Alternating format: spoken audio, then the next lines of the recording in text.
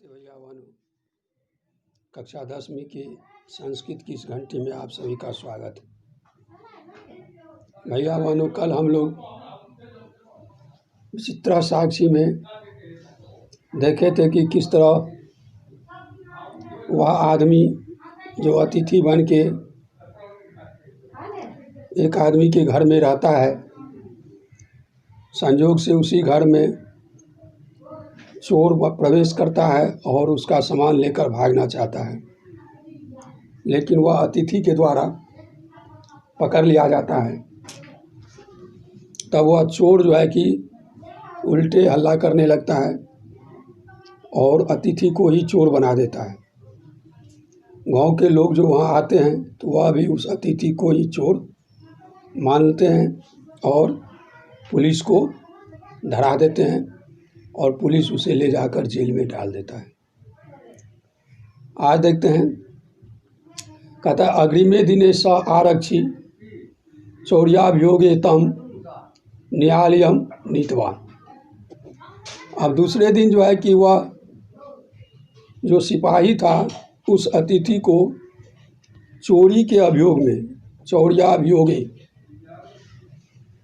चोरी के अभियोग में न्यायालयम नीतवान, न्यायालय ले गया, अदालत ले गया।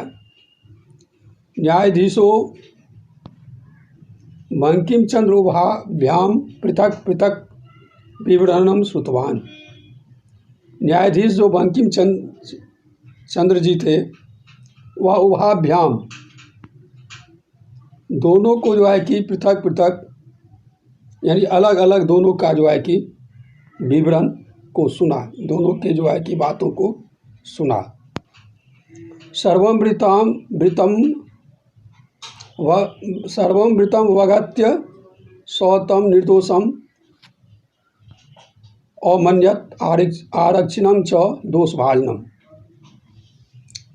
जो न्यायाधीश थे चटर्जी, बंकिम चंद्र जी, वह जो है कि दोनों का जब वृतांत सुने तो वे समझ गए कि यह जो अतिथि है, आदमी है, यह निर्दोष है, वस्तुतः दोषी वह सिपाही ही है।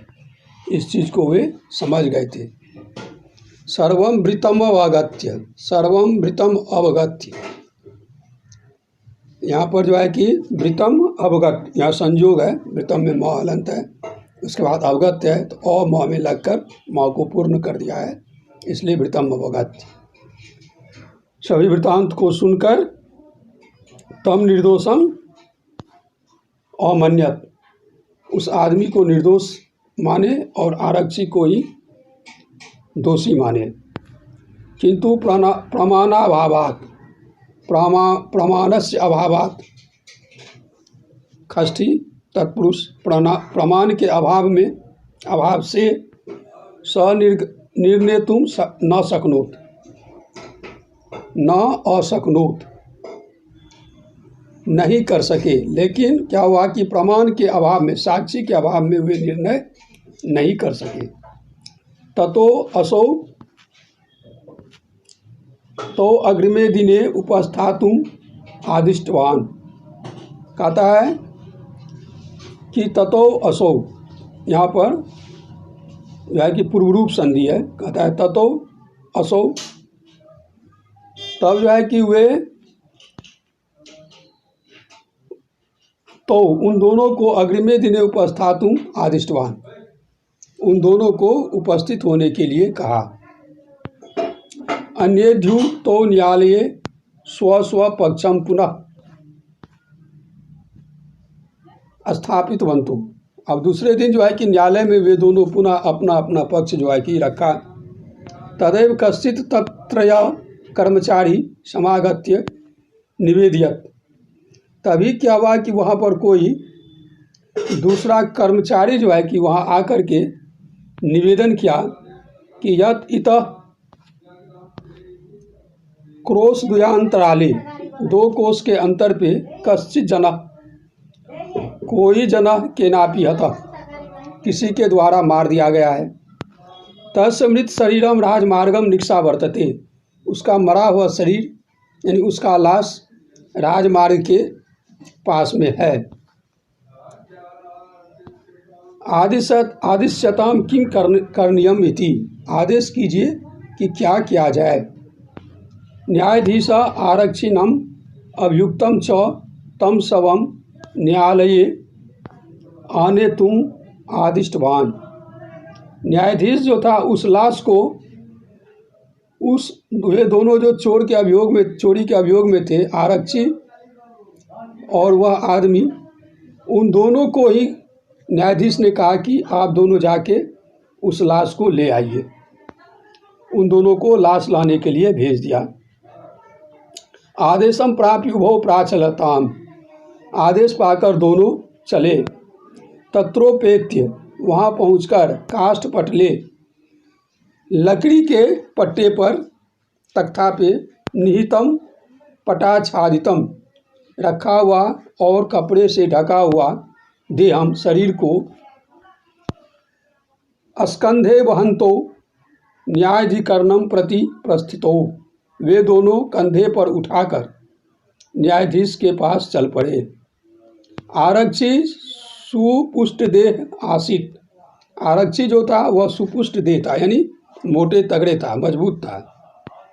अभियुक्त च, और जो अभियुक्त था, अतीव कृशकाय, काफ़ी दुबले पतले थे और कमज़ोर थे। भारवतः शवस्य स्कंधेन वहनम तत्कृते दुष्करम आसीत, उस लाश को कंधे पर उठाकर चलना उस अभियुक्त के लिए बड़ा कठिन था, असंभव था।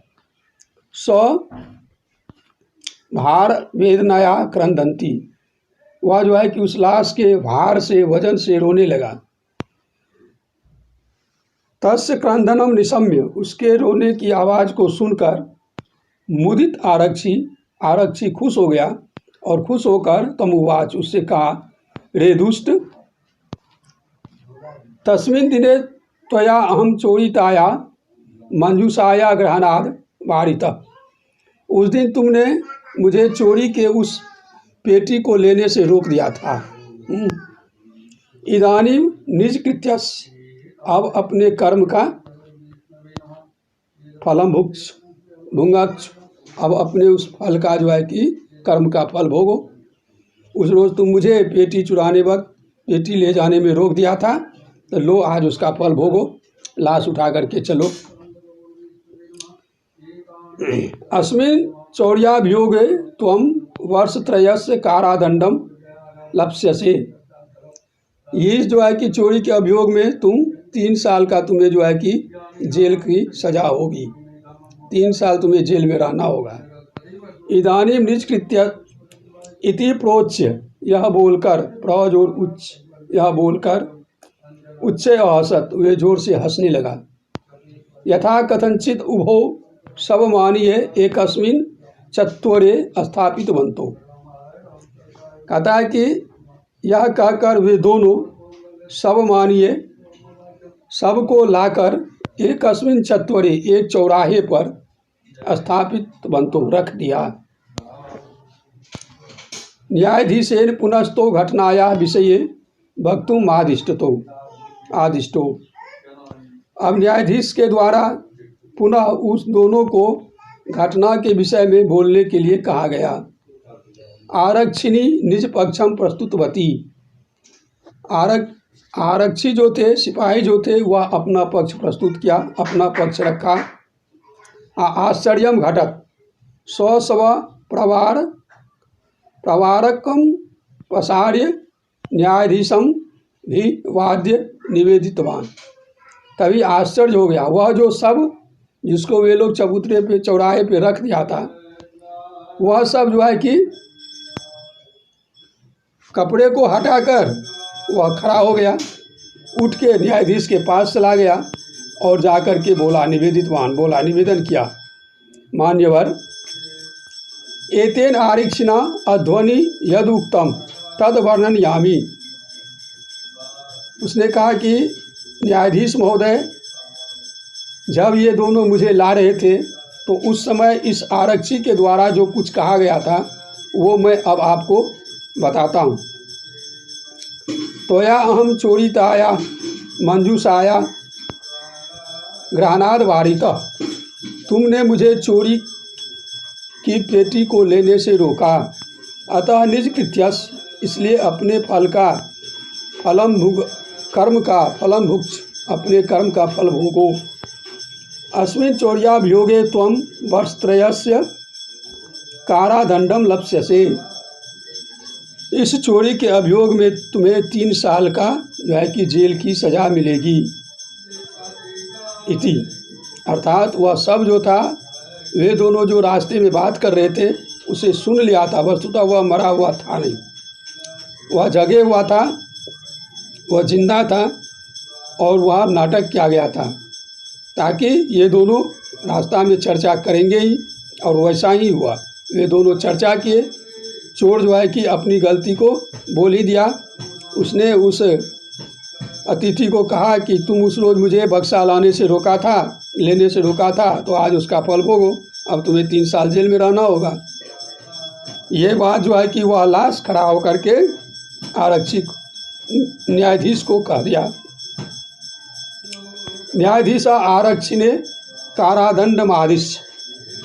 तब जो है कि न्यायाधीश इस गवाह को, इस साक्षी के आधार पर उस आरक्षी को जो है कि जेल में बंद कर देने का आदेश दिया। तम जन्म स्वसम्मानम मुक्तवान, और उस आदमी को सम्मान सहित मुक्त कर दिया गया, माफ़ कर दिया गया। अतएव उच्यते, इसलिए कहा गया है, दुष्कराण्यपि कर्माणि मति वैभवशालिना नीति युक्ति समालंब्य लील्यैव प्रकुर्वते।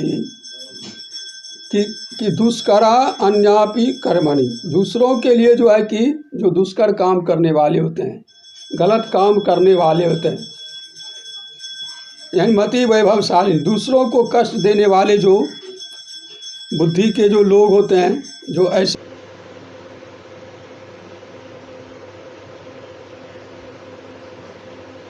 इस तरह न्यायाधीश आरक्षिणे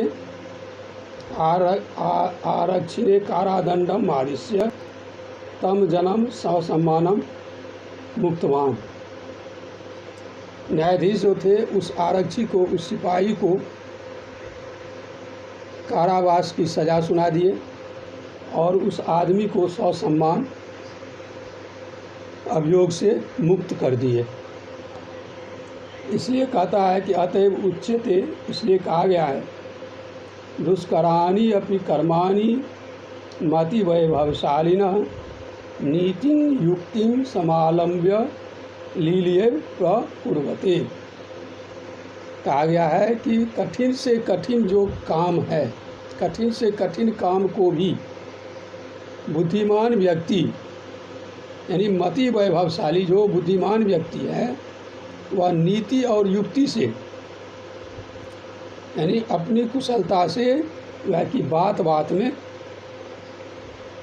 जो है कि उसका समाधान कर देते हैं। कठिन से कठिन काम को भी, कठिन से कठिन जो है कि काम को भी बुद्धिमान व्यक्ति नीति और युक्ति से, बुद्धि और विवेक से जो है कि बात बात में सरल कर डालते हैं, बना लेते हैं, उसको जो है कि उसका समाधान कर लेते हैं, समस्या का समाधान कर लेते हैं। कठिन से कठिन